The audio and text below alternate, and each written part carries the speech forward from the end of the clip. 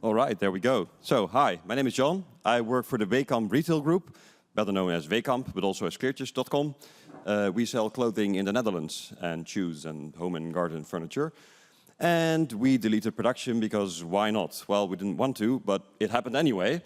And that's always fun because it's very explosive and everyone is like, oh no, what happened? Usually in IT it's DNS. If something goes wrong, in our case it wasn't DNS, but it was a very small change that shouldn't have caused any outage at all. It's two unused variables that we deleted in an external secret definition. And they shouldn't matter, and it didn't matter, but this was the cause of all of this. This started a workflow. So how does something small do this? And this is very funny because everyone in the company always comes together when something goes wrong and everyone is like, oh no, everything goes on fire. This guy, the Koen guy, he is one of the heads and he's like, I'm going to make an incident channel because he also wants to be part of the party. Guy at the bottom, very happy to see his alert actually working because he has never seen an outage. So he's like, look at my alerts, they're working, that's amazing. And you know, I agree, it's very fun to see your stuff work. And we have, of course, have a couple of internal things that don't work and external things that don't work and everyone's like, is the website down? Yes, it is down. What is very cool for us in the platform and infrastructure team is that we now see the green line, the traffic, go down.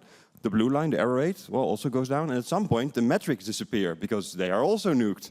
So you don't have any traffic, you have no metrics. How is this possible? How do you go from something so small to something, well, it's technically also small, but also very big? There's no more websites, there's nothing. Everything's gone. How does this work? Shouldn't work. So this is where DevOps come into play. We have a pipeline, and those changes happen at one end, and they go through the pipeline, and they end up in production. And things that are bad also end up in production. So this is why DevOps principles and automation and GitOps, it is a double-edged sword, because all your good things go very fast, very rapidly, very quickly. All your bad things also go very fast, very rapid, and very quickly.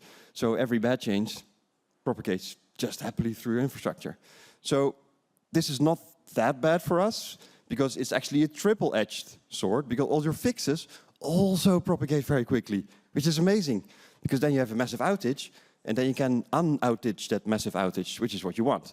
So that's why all of this is great. So how do we get there? Well, in the past, we had an outage, and it feels like this.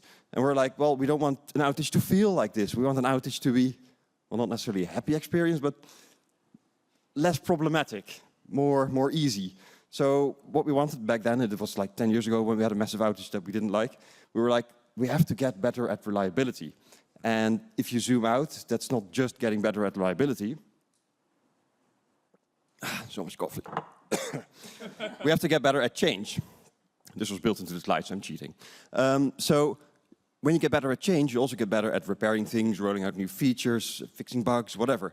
So what you actually have to do is get better at change. And of course, DevOps principles help. Now, some changes you don't get to choose. So someone breaches your systems and you have to fix it. That's a change you don't get to choose. Hardware defects, software defects, they are, well, some of them are changes, some of them are things you have to change, but you don't get to choose those changes, but you have to be good at them anyway. Some of the changes you do get to choose. For example, your engineer wants a platform feature or, I don't know, bug fixes, features that their product owner wants done. We have to propagate those into production. But we can do that and make our engineers happy, and that's changes that we can choose. So getting good at them is great. So what happened that day? Well, we deleted these two variables. This is an external secret operator. If you want to know what it is, come talk to me later.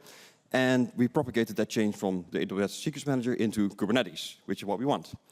Those secrets are used by Argo CD to find out which Kubernetes clusters exist. Normally, you let the reconciler, the loop, essentially figure out there's an update. We need to update the secret. We are kind of lazy, but also proactive, so we didn't want to wait, so we deleted the secret and have it recreated. But Argo, being very fast, sees that the secret is gone for 10 milliseconds, and it assumes, well, that means that you want to undeploy production, which is what happened. It undeployed production for us, which is great. Of course, after the secret came back, it redeployed production. But for us, this wasn't a big deal because the bottom row is all workload clusters. And all of the other clusters in Argos, they are control planes, they are environments, they are things that are isolated from each other. So you can still propagate changes even though production is gone. And for us, it only lasted 21 minutes. And it was only a couple of clusters that were down, but it was production, so it was still bad. But it got fixed really fast, essentially. So thank you for listening. Thank you very much.